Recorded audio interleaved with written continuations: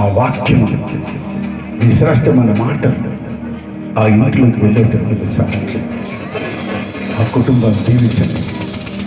తప్పకుండా మమ్మల్ని ఆశీర్వదించండి ప్రభువా.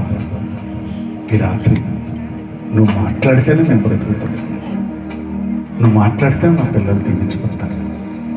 అన్ని విధాల తోటి నేడు ఉండి ముఖ్యంగా ఈ గ్రామాన్ని దీవించండి, గ్రామ పెద్దలను ఆశీర్వదించండి ప్రభువా.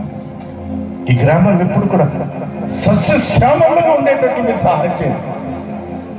పని చేస్తున్న పని వారిని చేతి పని దీవించగల దేవుడు, పని చేస్తున్న వారిని ఆశీర్వదించండి.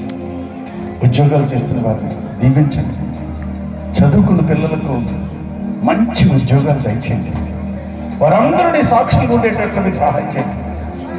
అనారోగ్యంతో బాధపడుతున్న వారికి వాళ్ళ కష్టార్జితమైన దుష్టుడు మందులకు డాక్టర్లకు ఖర్చు పెట్టకుండా వాక్యము వెల్లడవుతూనే ఈ రాత్రి వారు స్వస్థపరచబడదు గాక, వారు స్వస్థపరచబడదు గాక, వారు స్వస్థపరచబడదు గాక.